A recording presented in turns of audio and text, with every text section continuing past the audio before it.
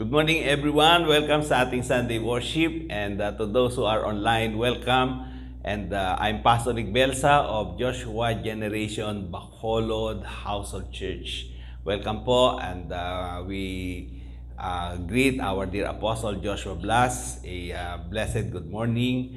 And on behalf of our spiritual director, Apostle Joshua Blas, we welcome everyone, especially our first-timers. Praise the Lord. So for this month is ang ating theme. Our theme is about the person of the Holy Spirit.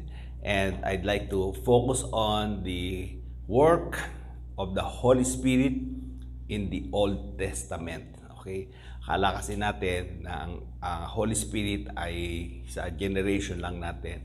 But since the very beginning, we can see in the Bible that the Holy Spirit is working in the lives of the people in the Old Testament. So, imbitahan ko muna kayo na isang panalangin. Let's all pray. Heavenly Father, maraming po salamat. We thank you for this day. Salamat po, Panginoon, sa iyong goodness, sa iyong mercy. And we ask God to give us anointing. We pray, Lord God, to touch our hearts, Lord God, as we receive your word today. Father, we ask God na lahat po ng mga nandun sa online, wherever they are, Lord, may you also work in their lives and touch them, Lord God. Holy Spirit, we welcome you. Holy Spirit, we say you are our Lord, you are our Master, and be our speaker today. This is our prayer in Jesus' name. Amen and amen. Praise be to God. Okay? So, ang ating topic is the person of the Holy Spirit in the Old Testament. Okay? Una-una, tatlong bagay yung gusto ko lang share sa inyo. The work of the Holy Spirit doon sa creation. And that is, that only proves that the Holy Spirit is one of the Godhead of the Trinity. So, ang Holy Spirit ay God din siya. And then, secondly, is the Holy Spirit is working in the lives of the people in the Old Testament. Hindi lang pala sa time natin, but also in the Old Testament. Okay? And then later on, makita natin yung effect ng ginawa ng Holy Spirit sa buhay ng mga lingkod niya. Okay? So, the Holy Spirit in creation. Okay? So, let's all read Genesis chapter 1, verse 1 and verse 2. Okay? Sabay-sabay tayo. 1, 2, and 3. In the beginning, God created the heavens and the earth. The earth was without form and void, and darkness was on the face of the deep. And the Spirit of God was hovering over the face of the water. So, yan ang sabi doon sa Genesis chapter 1, verse 1 and verse 2. Okay? So, isa-isahin natin. Number 1, ang sabi doon, in the beginning, God created the heavens and the earth. Okay? So, in the beginning, God was there before the time began. Sabi ng mga pilosopo, sabi nila, sino ang gumawa sa Diyos? Okay. Kailan nagsimula ang Diyos? No. We only know there is such a thing as beginning and ending because of time. Pero, nung wala pa yung time, God is already there. Okay? Kaya, ang God din na naggawa ng time. And in the past, meron ng eternity. Okay? So we're looking forward for eternal life in the future. That's what we call future eternity. Pero there is already a past eternity.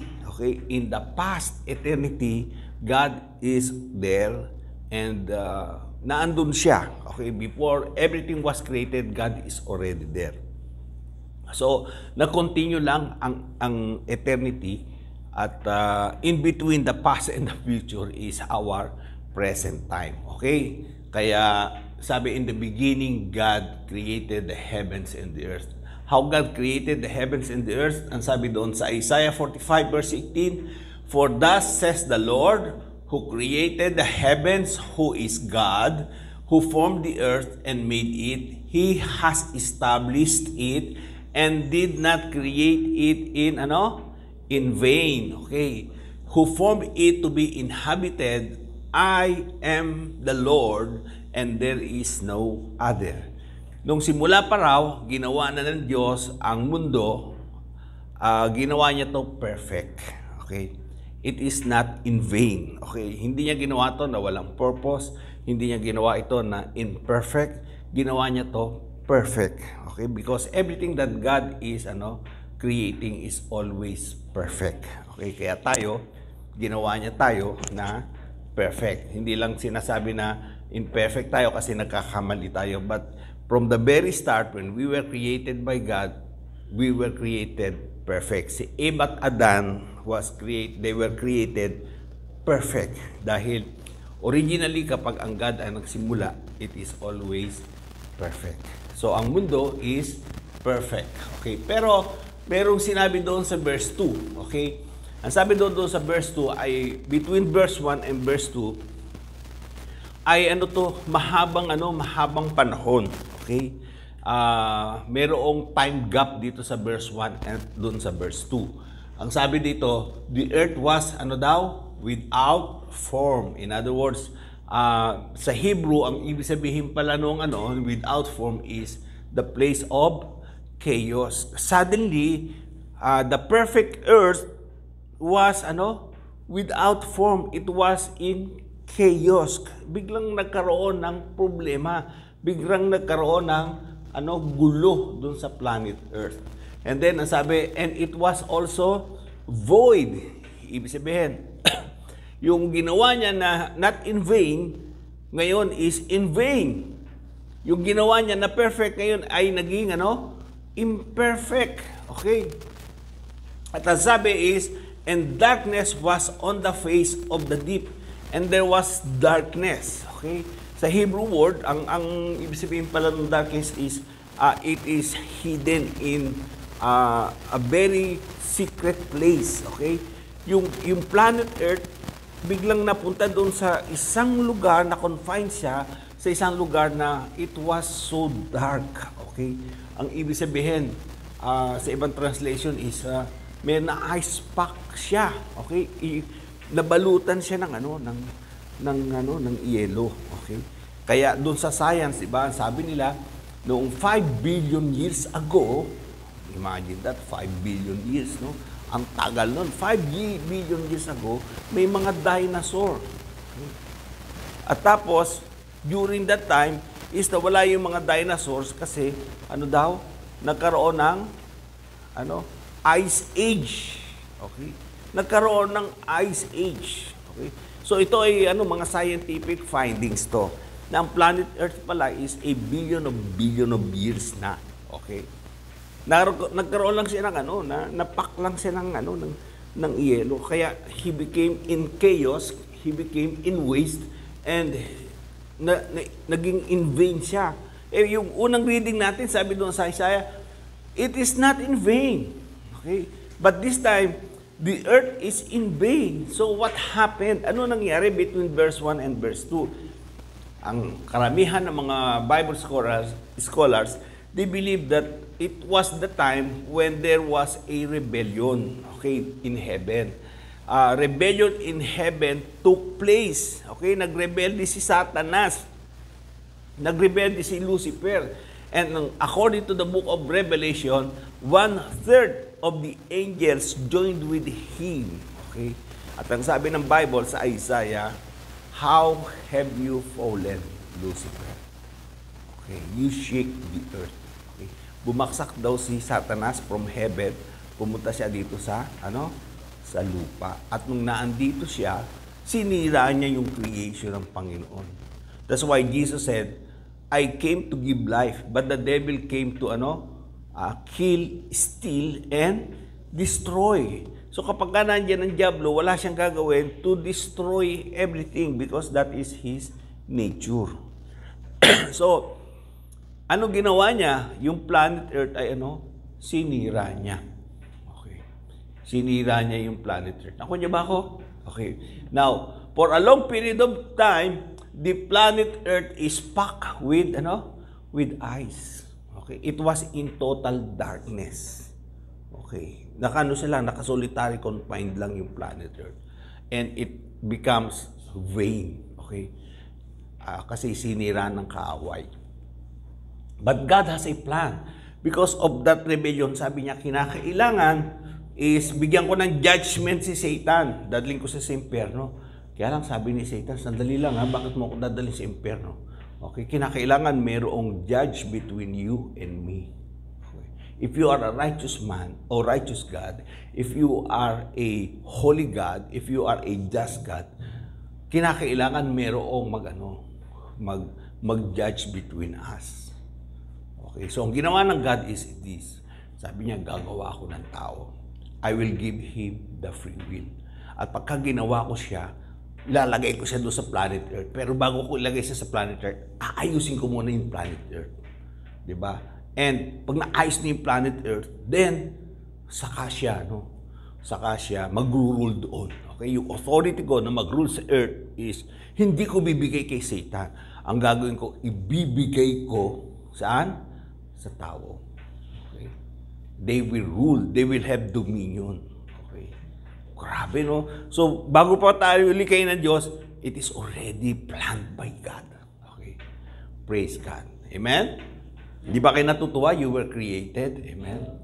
At kayo ay naging tao, hindi kayo naging aso, hindi naging ido, hindi naging kuring, hindi naging di ba? Imagine mo, mas lalo, hindi kayo naging kambing. Dahil kung ang kausap ko mga kambing, amen ba? Sasabihin ng mga kambing, okay, di ba? Praise God. Nag-amen naman kayo. Okay? Amen. Okay. No, ano ginawa ng Holy Spirit? Because it is packed, it is useless, walang purpose. It is already in the heart of God that He would create man. At siya yung mag-rule. Sabi niya, hindi ko allow na si Satan ang mag-rule dito sa planet Earth. Okay? Kasi kung siya nag-rule, sinisira niya, dinidestroy niya ang aking creation. Okay. And then, sabi ng Bible is, and the Spirit of God was, hovering. The Spirit of God was hovering over the face of the waters. Yun. Okay. Ano daw ang ibig sabihin ng word na hovering sa Hebrew? To brood, to fertilize, or to hatch. Diba nakita na kayo ng hen na nangingitlog? At tapos gusto niya maging chicken yung hen. Ano gagawin niya? Hindi siya lalabas. Mag-stay siya doon sa kanyang nest. For how many days? Okay. Walang inuman yun, walang kain. Talagang tinitiis ng inahin yung gutom at uhaw. At tapos yung init ng kanyang body, tinatransfer niya doon sa egg. Para magkaroon ng life yung egg. At tapos pagka na-transfer na, then the egg will hatch. Magiging sisiw. Okay. Now, that's the point. The point here is, when the Holy Spirit was hovering the planet Earth, He was hatching it. He was brooding. Nagbibigay siya ng buhay doon sa planet Earth. Okay? At yung ice, grabe, no? Yung ice na nagpack doon sa planet Earth, nung in-embrace ng Holy Spirit yung planet Earth. Yung life ng Holy Spirit na transfer dun sa planet Earth. At tapos yung ice ay naging tubig na tunaw. So it is now the starting point where the planet Earth is having life. Nagkakaroon na ng buhay ang planet Earth. Okay? 'Di ba? Ang tao ganun din Okay? Every one of us is spiritually dead. Okay? We are all spiritually dead. Patay ang ating spirit. Okay? At we are all in darkness.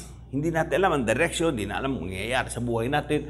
We do not know what would happen. Okay? We do not know the future. We have no sense of direction. Okay? And we know, alam ng Ginoo na tayong lahat is, one day we will all face the judgment and we will give account to our sin. And sin is now destroying our lives and putting darkness in our life. Diba? That's why, sabi ni Jesus, you must be born again. Okay? Kinakailangan ka ng born again. Ano sabi ni Jesus? You must be born in water and in spirit. Unless you are born in spirit, you will never enter the kingdom of God. So, the Spirit of God has to move in our life. Kinakailangan kumilos ang Holy Spirit. Kung paano siya nag-brood, nag-fertilize, nag-hatch doon sa planet Earth, our spirit must also be brood, hatch, and fertilized by the Holy Spirit. Kinakailangan merong buhay doon sa spirit natin. That's why sabi ni Jesus, yung spirit mo kinakailangan ma-born again yan. At kinakailangan magkaroon ng buhay. And for that to happen, you need the Holy Spirit. Okay? That's why the Holy Spirit is working in every single person. That's why ang born again, hindi religion ito. Hindi kayo nagpupunta rito kasi you want to become a member para pumunta sa langit. No? Maraming kahit nga doon sa mga TikTok na nakikita ko di ba?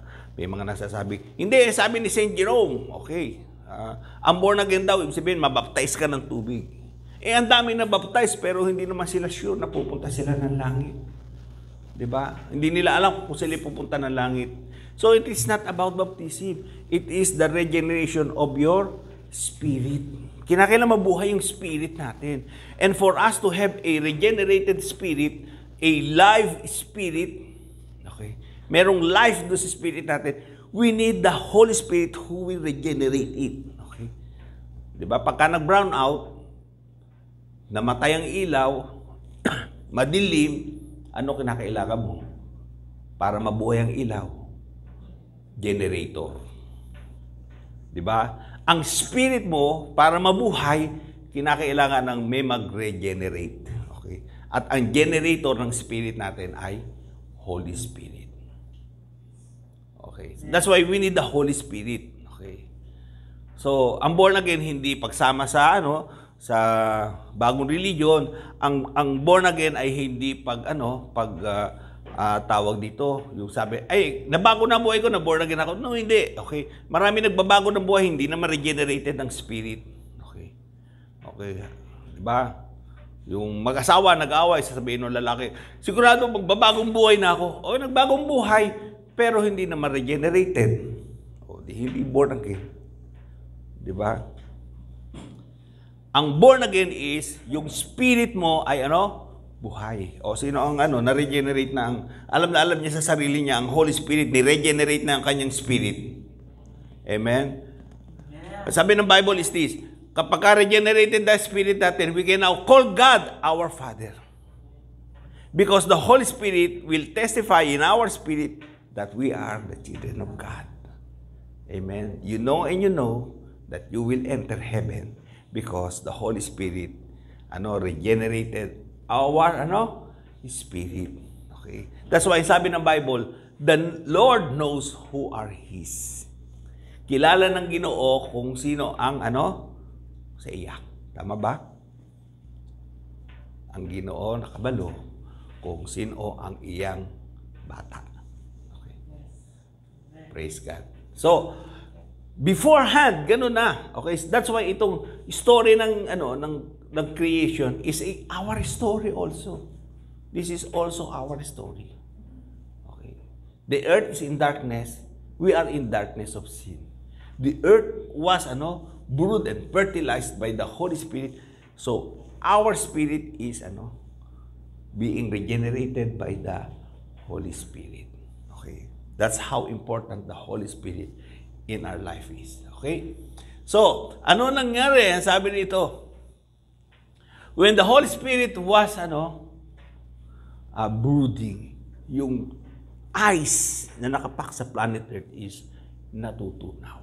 Naging siya, from solid, naging liquid. Naging tubig na. So the earth is already surrounded by the earth. And that's why dun sa creation, first day, ang sabi ng God, let there be what? Let there be light. The first thing that God created was light. Bakit light ang ginawa niya? Para masustain yung tubig, hindi uli bumalik. para mayroong buhay na magsimula. Okay. Kaya nung tayo na born again, nakita natin yung liwanag ng gospel, nakita natin yung liwanag ng story ng buhay ni Jesus, at nagsimula tayo sa bagong buhay. Okay. Amen? Okay. So, now, eto na ngayon, nagpopulate na yung mundo, and the Holy Spirit is continually working. Gumagalaw ba rin ang Panginoon? Okay.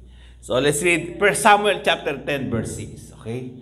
1, 2, and 3. Then the Spirit of the Lord will come upon you, and you will prophesy with them, and be turned into another man. Okay? I think this is the summary of the work of the Holy Spirit in the Old Testament.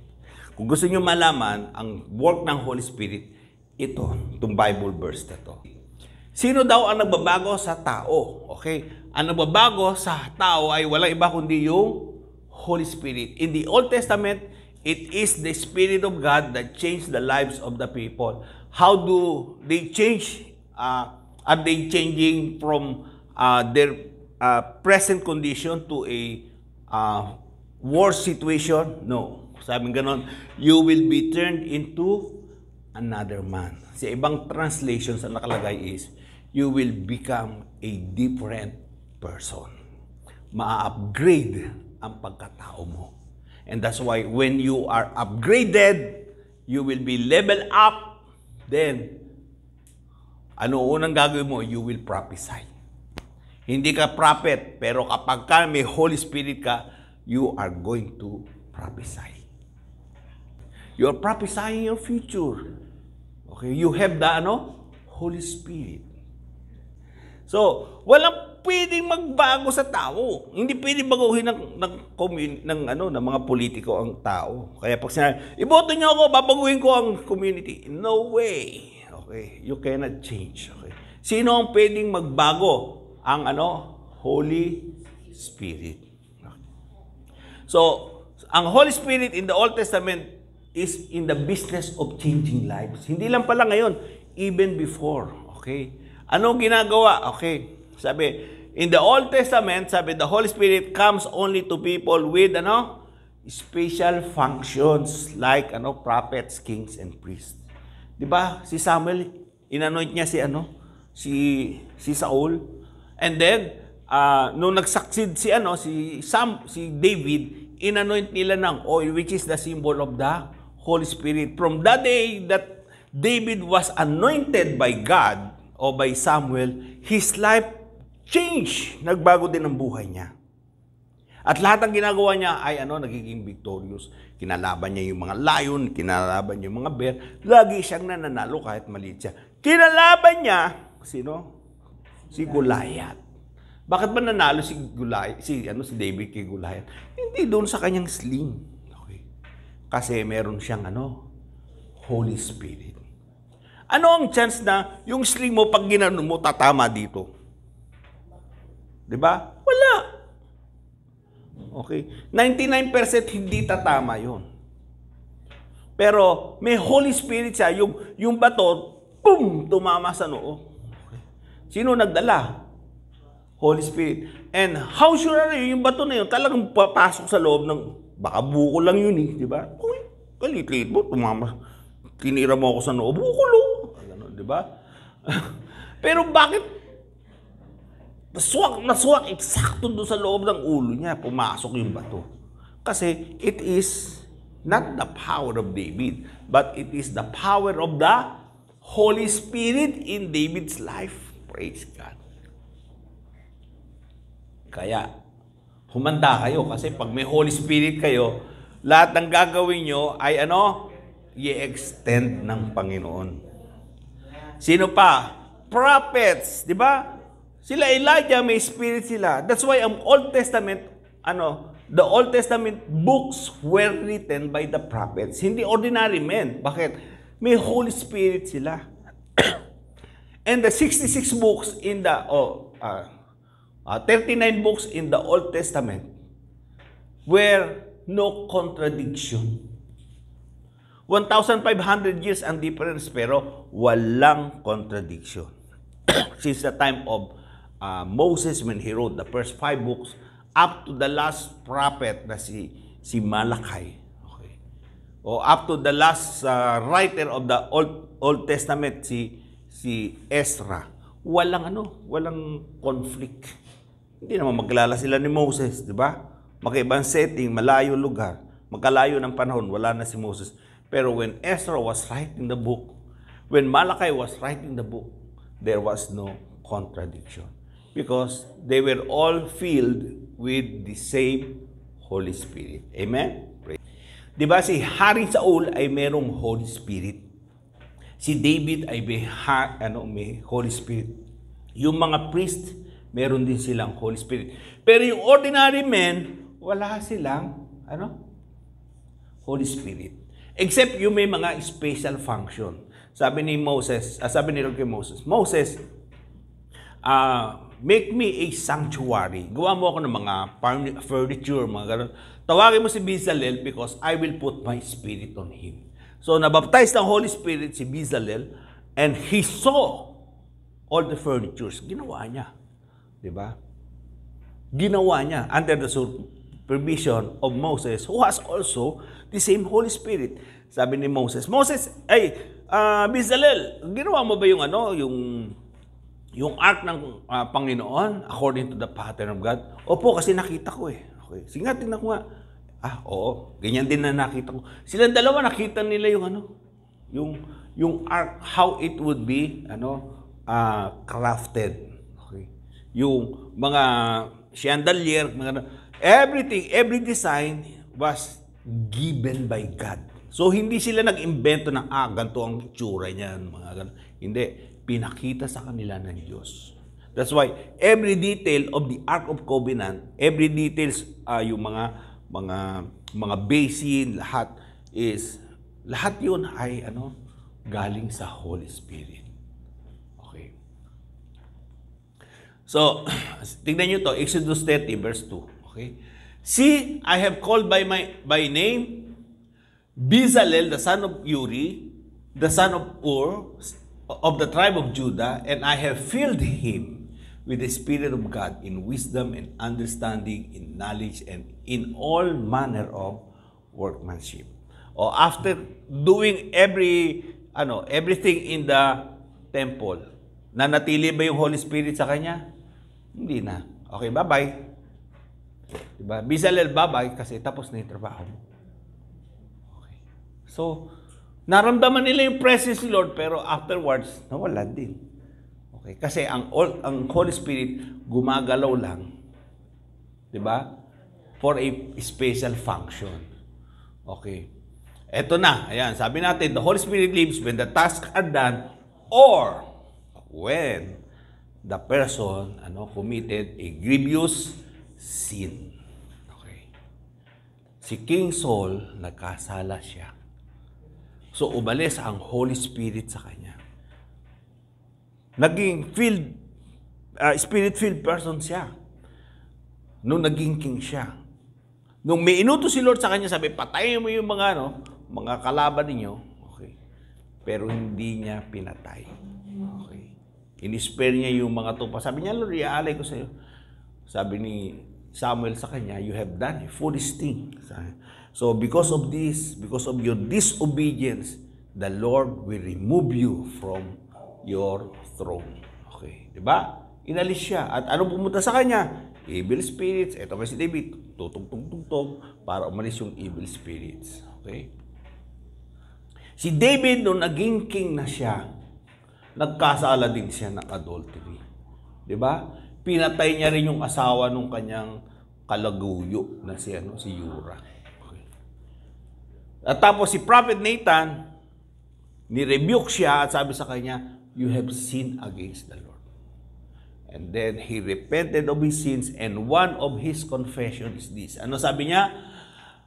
Psalm 51 verse 11, do not cast me away from your presence, and do not take away your spirit from me. Huwag mong alisin ang iyong banal na espiritu sa akin. Why? Kasi nakita niya kung paano tinorture ng evil spirit si King Saul. At pagka nawala yung anointing sa kanya, nawala siya ng hedge of protection, then the devil will come and destroy him. Diba? But God made a promise to him, at ang pangako ng Diyos sa kanya ay hindi siya aalsin. Pero nagdusa rin siya, yung family niya nagdusa.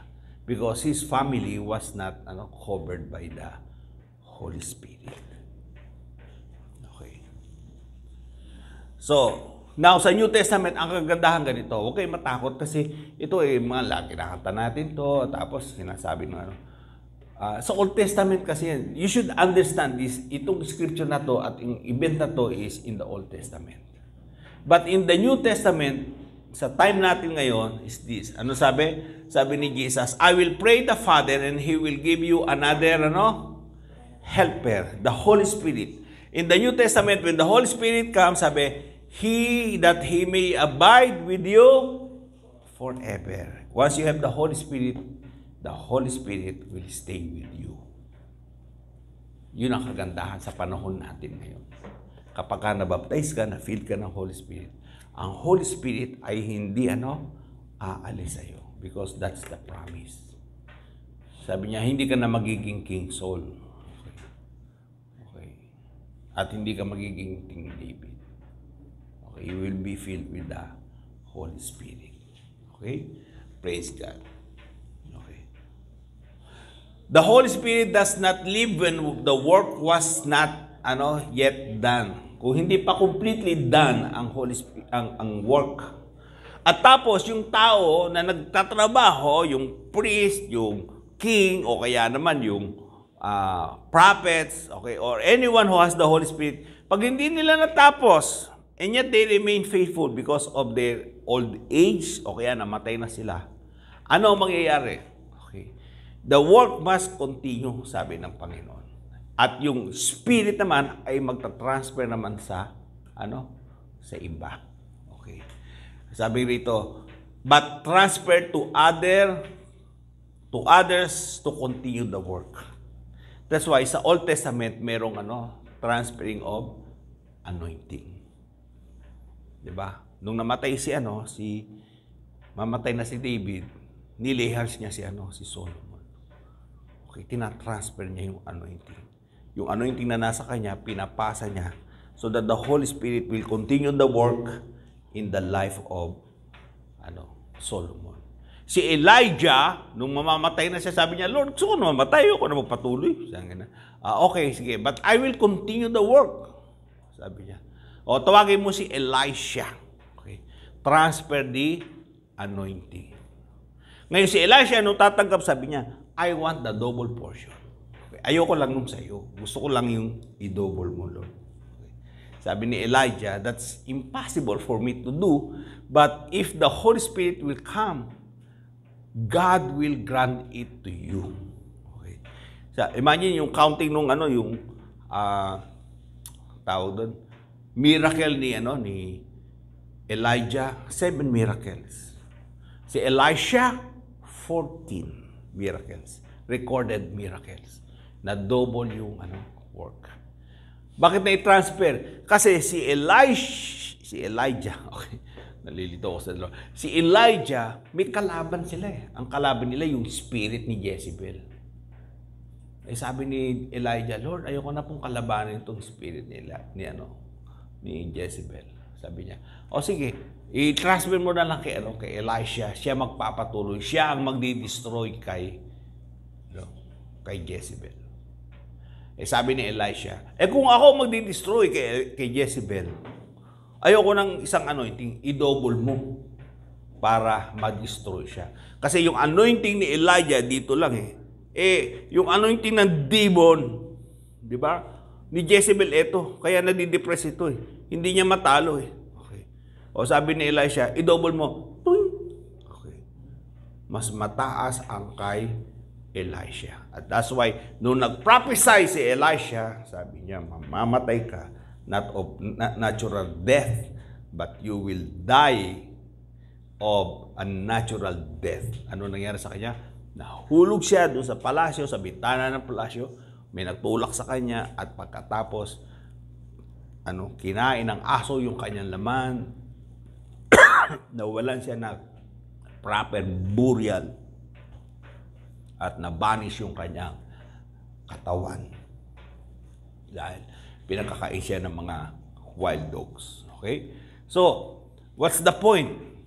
Natalo ni Elisha yung demons na yun kasi very strong yung demons na yun. That's why you have to increase. Now, sabi ng Bible sa panahon natin ngayon, God will give us that same anointing, that double portion of Elijah's anointing. Amen? Praise God. Hindi ba kayo natutuwa nun? Hindi tayo kayang i-destroy ng kaaway kasi meron tayong double portion of God's anointing. Amen? Amen. Praise God. Hallelujah. Okay. So, ang promise ni Lord sa time natin is this. It shall come to pass afterward I will pour out my spirit upon, upon all flesh. In other words, hindi lang kings, prophets, and priests ang merong Holy Spirit, but everyone will have an experience of the presence of the Holy Spirit. And your sons and daughters, grabe, shall prophesy. Magkakaroon ng anointing ng prophetic. Kasi sa Old Testament, ganyan sila. Yung mga prophets, pagka nabaptize ng Holy Spirit, nagpa-prophesy sila. Yung king, nagpa-prophesy din. Yung priest, nagpa-prophesy din. Diba? Sabing gano'n, your old men shall dream dreams. Yung mga hopeless na mga tigulang na magkakaroon uli sila, marirenew ang kanilang dream. Okay? And that's why, kaming mga tigulang, alam nyo, ang isa, kahit si Rev Eman, lagi ko narinig ito kay Rev Eman. Lord, 50 na po ako, konti na lang yung panahon ko. Okay? Nagmamadali na ako, Panginoon. Okay? Why? Kasi meron pa rin kaming heart na nare-renew yung strength namin. Kasi gusto namin na nagdi-dream pa rin kami ng malaki. We want to see ang multiplication. We want to see more young people to be filled and baptized with the Holy Spirit. We want to see young people prophesying about their future, prophesying about the nation. Diba? At sila yung nagsasalita, gaganda ang Pilipinas. Kami ang pag-aasa ng Pilipinas. Babaguhin namin ang Pilipinas. They will prophesy. Hindi sinabi, walang pag-asa sa Pilipinas, mag-abroad na lang ako. Diba? Walang pag-asa dito, lagi na lang may bagyo, nasisira mga pananim, pupunta na lang ako sa abroad. Walang pag-asa dito kasi taas ng taas ang presyo. Pupunta na lang ako sa abroad. Hindi. Okay. Puro negative. Itong mga tao to, hindi sila napaprophesy na maganda. But once we are filled with the Holy Spirit, we will see. Diba? Yung aming energy is lalong lumalakas. At hindi kami nagigiba because we keep on dreaming. We keep on dreaming for our nation. We keep on dreaming for the young people. We keep on dreaming for everyone na merong hope, merong Diyos, merong fire that is reserved in heaven for our nation. We keep on dreaming about the prosperity of our nation. Diba? We keep on dreaming about this. Okay. Praise God. Nakakatuwa ang Panginoon eh. Diba? Tawa ko doon sa aking pamangkin. Nag-post siya sa Facebook. Sabi niya, sabi ng Pag-asa, ano daw ngayon? Walang ulan. Kaya yung sa Metro Manila, yung dam ay kinokontrol ang release ng tubig at nilagyan ng oras kasi baka maubos. Okay. Pero sabi niya, I'm praying to the Lord. Lord, hindi po mangyayari yan. Mag-send ka ng rain. Okay. At sabi niya, thank God for the rain. Diba? Tumataas yung tubig doon sa dam. Amen. Yung prediction ng mga scientists ay nagkakamali sila. Dahil merong Diyos na sumasagot sa panalangin natin. Amen. At tapos sabi niya, added points, sabi niya, pag mag-uupunta ako sa office, sabi ko, Lord, istop mo muna yung rain kasi pupunta ako sa office. At pagdating niya sa office, saka uulan. Okay? Sabi ko, praise God. Sabi ko, these are all dreamers. They prophesy. Diba? Nagdi-dream sila, napaprophesy sila of what will happen. Hindi sila naniniwala sa scientific studies. They believe in the law of God. They believe in the power of God. Okay? O young people, naniniwala ba kayo that you can change our nation? Amen. You can change our nation. Okay? And I'm still dreaming for it. Amen. Our nation will be great. Amen. Our nation. Gusto ko na dumating yung panahon na yung mga Pilipino ay sustentado ng gobyerno. Diba? Imagine mo, hindi ka naghihirap na magkaroon ng pera kasi monthly merong pension ka coming from the government. May ayuda ka. Diba? Paano mangyayari yun? Kapag ang bansa natin, maraming pondo. Okay. Diba? Tingnan nyo yung sa Kuwait. Diba? Ang mga tao doon, sustentado ng gobyerno. Bakit? Kasi ang yaman ng gobyerno eh. Ang dami nilang pera kasi nagbebenta sila ng langis eh. So sa laki ng kita nila, binibigay nila sa mga tao. Pwede ba mangyari sa ating bansa yun? Yes. At tapos yung pupunta sila sa atin at tapos mangangamuhan. Diba? Okay, huwag nyo lang lalagay sila sa washing machine. Ito lang ginagawa sa ating mga kababayan. Diba? So, I have that dream. It will happen. Kasi ang daming natural resources ng ating bayan. Kaya lang hindi lumalabas ito kasi hindi tama yung tao na nasa position. Pero kung kayo na nasa position ng gobyerno, filled with the Holy Spirit, hallelujah, our nation will be blessed. Okay. And I'm dreaming for that. That's why sabi, young men shall see visions. Amen. Kaya magpatuloy kayo. Ayoko na sa church. Ayoko na sa backslide na ako. Hindi nyo alam ang ganda ng plano ng Diyos sa buhay nyo. Sayang. Okay. Sayang. Okay. Continue. Because in the future, God will use you more than what you expect and more than what you believe. Amen? Praise God. Hallelujah. So, let's go to the conclusion. Holy Spirit, the Spirit of God, the Holy Spirit is God. Okay? He is actively involved in creation. The Holy Spirit comes in the Old Testament to people with special functions and live when the work is done, but will continue when the work is not yet finished at ita-transfer sa ibang tao. Dahil kinapos ng panahon yung tao and someone has to continue the work. But when a person who has the Holy Spirit disobey God, okay, the Holy Spirit will leave and will go to another person who is willing to obey Him. That's why sabi ni Lord is, I'm looking for someone, sabi gano'n, hinahanap ko ang tao na pwedeng sumunod sa akin. Inalis niya si Saul, kinuha niya si David, because he found David who is a man after his own heart. Okay. I pray that every one of us will understand this, that the Holy Spirit is still working and doing His work to change us para tayo ay magpatuloy sa gawain ng Panginoon. Sino gustong gamitin ng Diyos mightily? Amen. So the Holy Spirit is ready to equip us and fill us, empower us. Amen.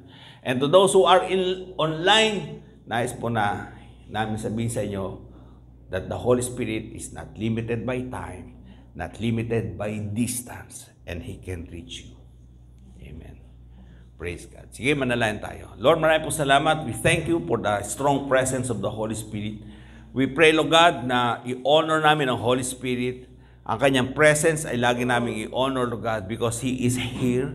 And He is continually working in our lives and continually working in our families and our community and our nation, Lord. We pray, Lord, anoint us with the Holy Spirit, change us and give us the character that we need so that we can carry on the work that you have entrusted to us. We pray this in Jesus' name. Amen and amen. Praise God.